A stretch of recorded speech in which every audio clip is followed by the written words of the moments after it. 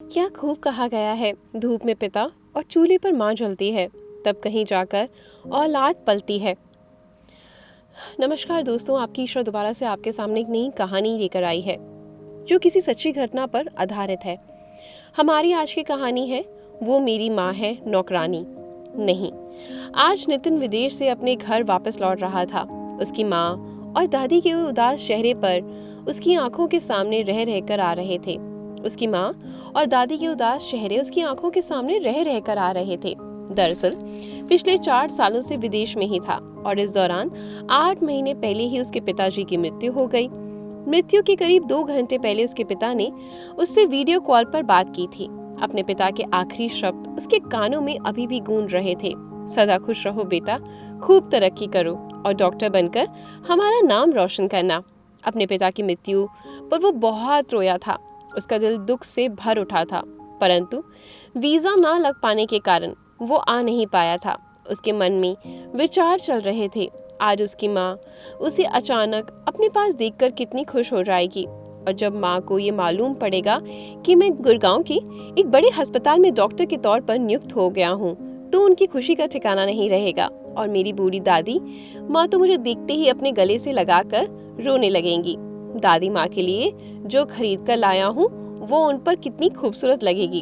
जब नितिन घर पर पहुंचा तो देखा उसकी भाभी नीतू रसोई घर में बच्चों के लिए खाना बना रही थी। नितिन के भतीजा और भतीजी दोनों आंगन में खेल रहे थे। पहले तो वे अपने चाचा को पहचान ही नहीं पाए, लेकिन थोड़ी ही देर में चाचू चाचू कहकर नितिन की ओर दौड़ते हुए आए और उनसे लिपटकर बच्चों की आवाज सुनकर भाभी भी आंगन में आ गई। लेकिन नितिन ये देखकर हैरान था कि उसकी भाभी के चेहरे का रंग उड़ गया था। वो कुछ घबराई हुई सी नजर आ रही थी। नितिन को देखकर बोली, अरे भैया, आपने तो आने से पहले बताया भी नहीं। आपने तो कहा था कुछ साल आप वहीं रहकर नौकरी करेंगे। हाँ भाभी, लेकिन ये बात भी सच है कि अपने परिवार से दूर रहकर विदेश में मेरा मन नहीं लगता था, इसलिए मैंने इंडिया में नौकरी के लिए अप्लाई कर दिया और अब आपके यहाँ के बहुत बड़े अस्पताल में डॉक्टर के तौर पे नियुक्त हो गया हूँ। ये सुनकर नीतू की आंखें फटी की फटी रह गई। दरअसल मैं आप सभी को सरप्राइज देना चाहता था, इसलिए मैंने किसी को नहीं बताया कि मैं भारत आ रहा हूँ। ऐसा कहते हुए नितिन अपनी माँ के कमरे में गया और बोला, माँ कहाँ है? लेकिन उसे माँ कहीं नजर नहीं आई। माँ के कमरे से निकलकर वो अपनी दादी के कमरे में चला गया। अम्मा देखो, आपका पोता वापस आ गया है। लेकिन वो हैरान रह गया कि अम्मा अभी भी कमरे में नहीं थी। तभी नितिन का भतीजा पीछे से आया और बोला, चाचू आप किसे ढूंढ रहे हैं? दादी और बड़ी दादी तो यहाँ नहीं रहती। तभी जल्दबाजी में नीतू पानी लेकर आई। नितिन, जो अपने भतीजे की बात सुनकर हैरान रह गया था, अपनी भाभी से पूछने लगा, भाभी ये सोनू क्या कह रहा है? अरे देवर जी, ये बच्चे तो कुछ भी बोलते हैं। नीतू ने अपने बच्चे को इशारा करते हुए बाहर जाने के लिए कहा। तभी नितिन बोला, लेकिन भाभी, माँ और अम्मा कहाँ पर है? मुझे कहीं नजर क्यों नहीं आ रही? तभी उसकी भाभी अपने चेहरे पर फीकी सी मुस्कुराहट लिए बोली, अरे देवर जी, आपको बताया तो था, माँ तो दादी को लेकर केदारनाथ की यात्रा पर गई हैं। पर यात्रा पर तो माँ और अम्मा 1 महीने पहले गए थे। अब तक तो उन्हें वापस आ जाना चाहिए था, और मैं उन्हें कब से फोन लगाने की कोशिश कर रहा हूँ, उनका फोन नहीं लगता। अरे देवर जी, चिंता करने की कोई बात नहीं। माँ जी का 1 हफ्ते पहले ही फोन आया था। उन्होंने बताया था कि उनके आने में कुछ समय और लग जाएगा। दरअसल वहाँ सिग्नल की प्रॉब्लम रहती है, जिसके कारण उनका फोन भी नहीं लग रहा। परेशानी की बात नहीं, वे बिल्कुल ठीक हैं। इतना कहकर नीतू वापस रसोई में खाना बनाने चली गई और नितिन थोड़ी देर के लिए अपने माँ पिताजी के कमरे में चला गया। वहाँ लगी पिताजी की तस्वीर को देखते हुए उसकी आंखों में आंसू उमड़ आए और कहने लगा, देखिए पिताजी, आज आपके बेटे ने आपका सपना पूरा कर दिया। आज आपका बेटा डॉक्टर बन चुका है। नितिन को वो दिन याद आने लगा जब उसने अपने परिवार वालों को ये खबर दी थी कि आगे की डॉक्टरी की पढ़ाई, उसका एडमिशन विदेश में एक बहुत बड़े कॉलेज में हो चुका है। परिवार के सभी लोग बहुत खुश हो गए थे। वहीं दूसरी ओर उनके मन में अपने बेटे से दूर होने की पीड़ा उनके चेहरे पर साफ झलक रही थी। दादी अम्मा तो उनके विदेश जाने की बात को सुनकर ही बहुत ज्यादा उदास हो गई थी, क्योंकि दादी का नितिन से बहुत लगाव था। वे उनसे बहुत प्यार करता था। बचपन से लेकर बड़े होने तक नितिन अपनी दादी अम्मा के पास ही सोता था, उनसे कहानी सुनता था। नितिन के बड़े भाई ने पिताजी का बिजनेस संभाल लिया था और उसकी भाभी एक गृहिणी थी। माँ से घर का काम कुछ ज्यादा नहीं हो पाता था। अब दादी की भी कमर झुक गई थी, लेकिन संयुक्त परिवार था और सभी एक दूसरे का अच्छे से ध्यान रखते थे। नितिन के माता अपनी माँ की पूरी सेवा करते थे। दादी माँ के खाने से लेकर दवाइयों तक का ध्यान नितिन की माँ सविता जी रखती थी। जब नितिन ने उन्हें विदेश जाने की बात बताई तो उसकी माँ और दादी अम्मा बहुत दुखी हो गई, लेकिन उसके पिता ने उसे पूरा हौसला दिया। उन्हें यकीन था कि जिस दिन नितिन की फ्लाइट थी तो घर से निकलने से पहले नितिन अपनी दादी का आशीर्वाद लेने गया। तो दादी ने अलमारी खोलकर दादाजी की अंगूठी निकाली और आशीर्वाद के रूप में उसके हाथ में रख दी और आंसुओं से भरी आंखें लिए बड़े प्यार से उसे देखने लगी। तब नितिन ने कहा, परेशान होने की कोई जरूरत नहीं, मैं मिलने आता रहूंगा। नितिन को विदा करते समय उसकी माँ बहुत भावुक हो गई थी, लेकिन उसके पिताजी ने उसे आशीर्वाद देते हुए बड़ी मुश्किल से विदा किया था। तब से नितिन ने विदेश में खूब मन लगाकर पढ़ाई की। अपनी पार्ट टाइम जॉब से वो जो भी पैसे कमाता उसका कुछ हिस्सा हर महीने अपने घर भी भेजा करता। विदेश में रहकर उसे घर की बहुत याद आती, परंतु वीजा ना लग पाने के कारण वो आ नहीं पाता था। अक्सर घर पर वीडियो कॉल से उसकी बात होती रहती, परंतु पिछले 1-1.5 महीने से कुछ ऐसा हो रहा था कि अपनी माँ और दादी से उसकी बातचीत नहीं हो पा रही थी। घर के बाकी लोग भी उससे बहुत कम बात करते थे। नितिन लगातार अपने पिताजी की तस्वीर को निहारता जा रहा था। तभी नीतू कमरे में आई और बोली, देवर जी, मैंने खाना बना दिया है, आप हाथ मुंह धोकर आ जाइए। लेकिन अपनी दादी और माँ से इतने वर्षों के बाद मिलने का जो उत्साह नितिन के मन में था, वो सारा उत्साह खत्म हो गया था। इतने में उसके भतीजा भतीजी उसके पास आए। हमारे लिए क्या लाए हो चाचू? तभी नितिन ने उन दोनों को अपने बैग से ढेर सारे खिलौने और चॉकलेट्स निकाल कर दी। पिताजी तो अब रहे नहीं थे और माँ और अम्मा भी घर पर नहीं है। ये सोच कर नितिन को ऐसा लग रहा था कि जैसे अपने घर ही काटने को दौड़ रहा हो। शाम के समय जब उसका बड़ा भाई घर वापस आया तो थोड़ी देर के लिए नितिन ने उससे बातचीत करी, परंतु आज बात करते हुए ना जाने क्यों उसे ऐसा लगा था कि कुछ ठीक नहीं है। उसे अपने भैया भाभी का व्यवहार बहुत अजीब लग रहा था। कुछ गड़बड़ तो है, ये सोचकर उसका मन अशांत हो रहा था। अगले दिन नितिन ने अपने पिता की तस्वीर के आगे हाथ जोड़कर प्रणाम किया और अस्पताल के लिए निकल गया। जैसे ही नितिन अस्पताल पहुंचा तो अस्पताल के कर्मचारी झुककर उसका अभिवादन करने लगे। नितिन जैसे अपने कैबिन में पहुंचा तो सबसे पहले उसने दीवार पर अपने पिताजी की तस्वीर लगाई ताकि उसके पिता का आशीर्वाद हमेशा उसके साथ रहे। अस्पताल के सभी लोग उससे बड़ी इज्जत से बात कर रहे थे। नितिन को भी मरीजों का दुख दूर करके बहुत अच्छा महसूस हो रहा था।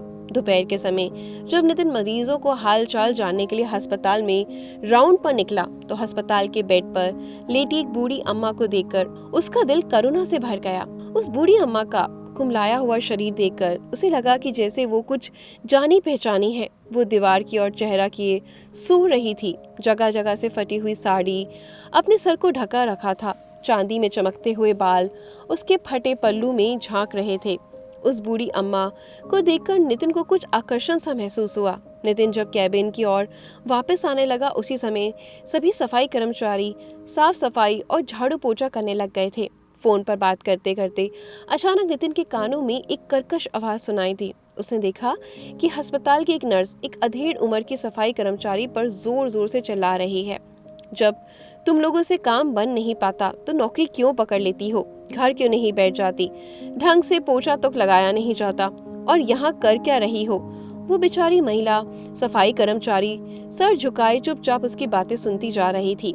देखकर बहुत बुरा लगा। जैसे ही वो उस ओर गया उस महिला कर्मचारी ने अपनी माँ की छवि नजर आने लगी। फिर सोचने लगा कि माँ यहाँ कैसे हो सकती है। ये सोचते हुए वो जैसे ही थोड़ा और नजदीक आया अचानक उसके दिल की धड़कन तेज हो गई और उसकी आंखों के आगे अंधेरा सा छा गया।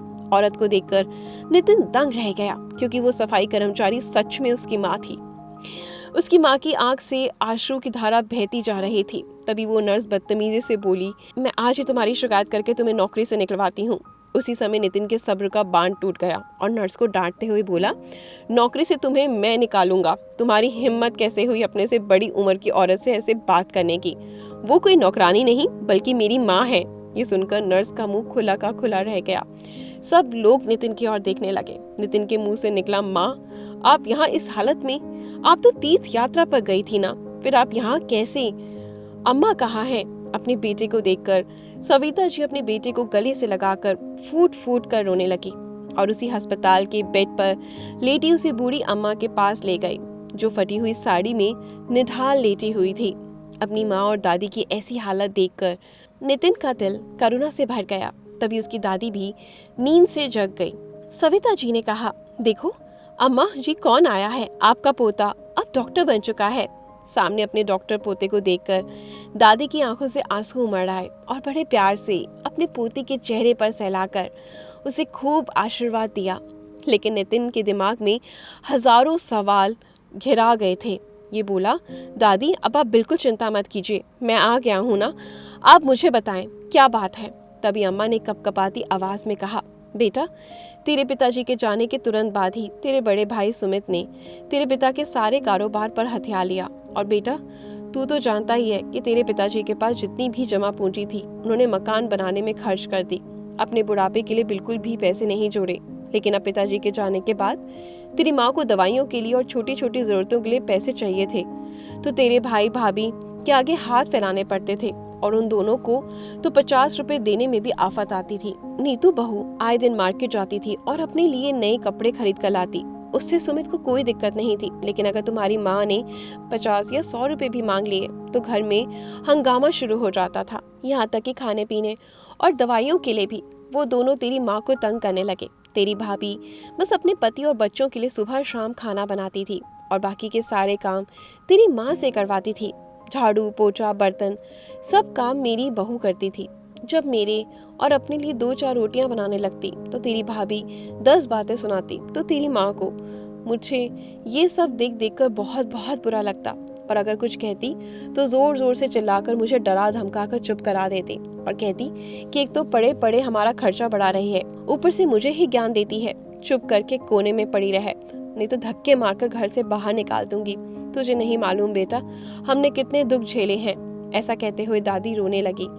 तभी नितिन की माँ सविता ने अम्मा के आंसू पोंछते हुए कहा, बेटा, हम लोगों के साथ क्या गुजरी है ये केवल हम ही जानते हैं। अम्मा जी की दवाइयों के लिए बहुत मुश्किल से सुमित से पैसे निकलवा पाती थी, लेकिन जब मेरी भी तबीयत खराब रहने लगी तो मैंने उसे अपनी दवाइयों के लिए पैसे मांगने चाहे। तब नीतू बहू ने घर में झगड़ा शुरू कर दिया और कहने लगी, कोई काम धंधा तो करते नहीं, बस मेरी छाती पर बोझ बनकर बैठी हूँ। मैं तुम्हारी माँ और दादी इन लोगों के साथ नहीं रह सकती, आए दिन तो बीमार पड़े रहते हैं। तुम्हारी माँ भी अब कोई काम नहीं कर पाती, बस यहीं पड़ी रहती है। इनको बना बना कर खिलाना। तुम ऐसा करो, उन्हें किसी वृद्धाश्रम में छोड़ दो या फिर इस घर से निकाल दो। नीतू बहू की ये बातें सुनकर मुझे ऐसा लगा कि सुमित उसे थप्पड़ लगा देगा और कहेगा कि मेरी माँ और दादी के बारे में ऐसा बोलने की तुम्हारी हिम्मत कैसे हुई। लेकिन बेटा, मैं तो हैरान रह गई ये देखकर कि सुमित को तो बहू की हर बात सही लग रही थी।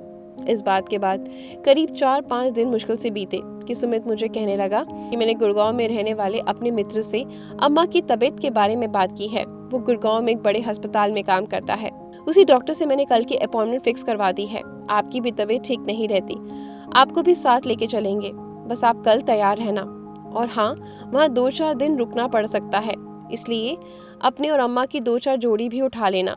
बेटा, मैं बहुत खुश हो गई कि चलो हमारे बेटे को हमारी कुछ तो चिंता है, इसलिए मैंने जल्दी से पैकिंग भी कर ली। अगले दिन नीतू और सुमित हमें गाड़ी में बिठाकर यहाँ ले आए। उन्होंने बाहर लगे बरगद के पेड़ के नीचे हमें बिठा दिया और ये कहकर वो दोनों चले गए कि हम डॉक्टर से नंबर लगवा कर आते हैं। मैं और अम्मा जी बहुत देर तक यहीं बैठे रहे और उन दोनों के आने का इंतजार करने लगे, कब वो लोग आएंगे और हमें डॉक्टर के पास दिखाने को लेकर जाएंगे। बैठे बैठे ना जाने कितने घंटे बीत गए, लेकिन ना तो सुमित वापस आया और ना ही नीतू बहू का कुछ पता था। मुझे तो चिंता हो रही थी कि आखिर वे लोग कहाँ गए। अस्पताल के बाहर घबराई हुई हर जगह अपने बेटे बहू को ढूंढने लगी। ढूंढते ढूंढते शाम हो गई, लेकिन उन दोनों का कुछ पता नहीं था। लेकिन जो बात मैं नहीं समझ पाई वो बात अम्मा जी समझ गई। वे दोनों इतने बड़े शहर में किसी बड़े डॉक्टर को दिखाने के लिए नहीं लेकर आए थे, बल्कि वो तो हमसे छुटकारा पाने के लिए यहाँ लेकर आए थे। इतने बड़े शहर में हमें भीख मांगने के लिए छोड़कर चले गए। अपने भाई भाभी की करतूत सुनकर नितिन को बहुत ज़्यादा गुस्सा आने लगा। तब सविता जी आंखों में आंसू लिए बोली, बेसहारा करने से पहले उन दोनों ने हमारे बारे में एक बार भी नहीं सोचा। मैं अम्मा जी के कंधे पर सर रखकर फूट फूट कर रोने लगी कि आखिर हमने क्या कमी छोड़ी थी अपने बच्चों की परवरिश करने में, जो हमारे बेटे ने हमें ये दिन दिखाया। लेकिन उसी समय मैंने महसूस किया कि अम्मा जी को तेज बुखार था। मैं बिना कुछ सोचे समझे अम्मा जी को अस्पताल ले गई, डॉक्टर को दिखाया। अम्मा जी को अस्पताल में एडमिट करने की सलाह दी गई, लेकिन बेटा इतने पैसे नहीं थे मेरे पास कि मैंने बड़े अस्पताल का खर्चा उठा पाती। हाथ में तेरे पिताजी की दी हुई सोने की अंगूठी थी, उसी को बेचकर जैसे तैसे मैंने पैसों का इंतजाम किया तो अम्मा जी का इलाज शुरू हो पाया। लेकिन वो पैसे आखिर कब तक चलते? 3 ही दिन में सारे पैसे खत्म हो गए। अस्पताल वालों ने कह दिया अगर पैसे नहीं है तो यहाँ इलाज नहीं हो पाएगा। मैंने आज तक खुद को कभी इतना लाचार महसूस नहीं किया था। अम्मा जी को देखकर मैं बस रोए जा रही थी। तब एक सफाई कर्मचारी मेरे पास आकर मुझे रोने का कारण पूछने लगी, तो मैंने अपना सारा हाल कह सुनाया। फिर उसने मुझसे पूछा कि अगर तुम्हें नौकरी दी जाए तो क्या तुम करोगी? मैंने झट से हाँ कर दी। उसी भली महिला ने अस्पताल में बात करके मुझे सफाई कर्मचारी का काम दिलवाया। यहाँ काम करते करते मैं अम्मा जी की देखभाल कर लेती हूँ, लेकिन बेटा यहाँ रहकर अपने ही बहू बेटे द्वारा किया गया व्यवहार मेरे दिल को बहुत दुखाता है। ऐसा कहते हुए सविता जी फर रोने लगी। माँ की बात सुनते सुनते नितिन लगातार भरी आंखों से अपनी माँ की तरफ देखता जा रहा था। उसने महसूस किया कि एक ही महीने में उसकी माँ बिल्कुल बूढ़ी नजर आने लगी थी। उनका चेहरा झुर्रियों से भर गया था। माँ और अम्मा दोनों ही बहुत कमजोर हो चुकी थी। ये सब देखकर नितिन से रहा नहीं जा रहा था। वो गुस्से से उबल रहा था। उसका मन किया कि अभी पुलिस कंप्लेंट कर दूं और अस्पताल के स्टाफ को भेजकर नितिन ने कैंटीन में से अपनी माँ और दादी के लिए खाना मंगवाया। उसने अपनी दादी की सारी रिपोर्ट्स देखी, कुछ टेस्ट करवाए। रिपोर्ट के आने के बाद नितिन बोला, अम्मा मैंने आपकी सारी रिपोर्ट चेक कर ली है, नॉर्मल है, बस थोड़ी सी कमजोरी है जो खाने पीने का ख्याल रखने से बिल्कुल ठीक हो जाएगी। अब हम लोग अपने घर चलेंगे।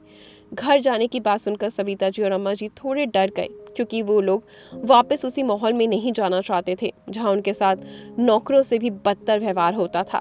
नितिन बोला, माँ अम्मा वो घर आप लोगों का है और उस घर को आपसे कोई नहीं छीन सकता, चलिए मेरे साथ। शाम के समय अपनी माँ और दादी को टैक्सी में बिठाकर नितिन उसके साथ घर पहुंचा, लेकिन अपने भाई भाभी को सब सिखाने के इरादे से वो अकेले ही घर के अंदर आया। घर में उसकी भैया भाभी नीतू के जन्मदिन की पार्टी चल रही थी। नीतू और सुमित अपने मित्रों के साथ नाच गाना कर रहे थे।